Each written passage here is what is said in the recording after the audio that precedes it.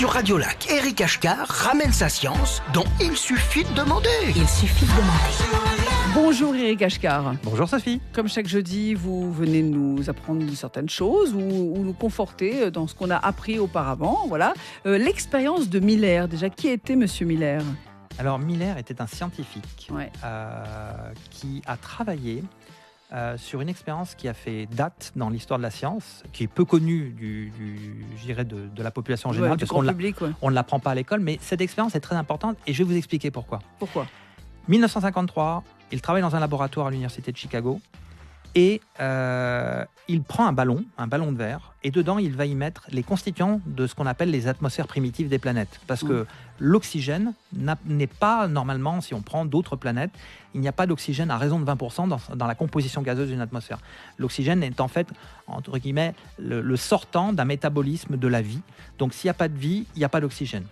Alors Miller, qu'est-ce qu'il fait ? Il prend du méthane, il prend de l'ammoniac, il prend de l'hydrogène et il prend de l'eau. Ce sont les constituants des atmosphères primitives des planètes lorsqu'elles se forment.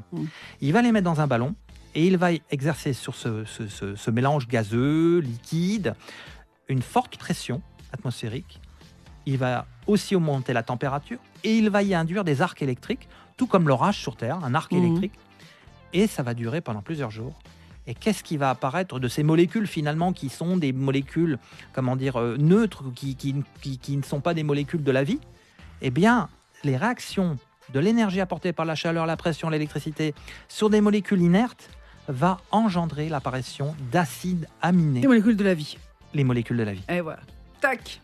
Et donc, on peut se dire à ce moment-là, est-ce que lorsque la Terre, dans son enfance, lorsqu'elle était entourée de cette atmosphère primitive où il n'y avait pas d'oxygène, est-ce que la présence d'ammoniac, d'eau, de méthane, etc., de CO2, soumis à des arcs électriques tels que les orages, ou alors au fond des océans, lorsqu'on a les dorsales océaniques où les plaques tectoniques s'écartent, le magma monte, on a une forte pression qui est peut-être 100 fois la pression de l'atmosphère terrestre, où l'eau est extrêmement en pression, on a de la chaleur, donc on apporte de l'énergie. Eh bien, on peut se demander si les molécules constitutives de la vie n'auraient pas été formées soit par un arc électrique dans l'atmosphère, soit au fond des océans. Et donc, comme nous avons parlé la semaine dernière de la sonde Stardust qui avait ramené des acides aminés de l'espace, est-ce que finalement les briques constitutives de la vie viennent du cosmos ou ont été formées sur Terre et la vie aurait démarré sur Terre ? C'est une grande question, mais finalement, ça nous amène à nous poser la question, est-ce que la vie est universelle, on la trouve partout dans l'univers, ou est-ce qu'elle s'est formée sur notre petite planète ? Voilà, c'est de la philo, ça fait réfléchir. Et puis, profitons de la vie, elle est belle. Merci beaucoup Éric Ashkar. On vous retrouve en podcast sur radiolac.ch ou l'application. À la semaine prochaine. À la semaine prochaine.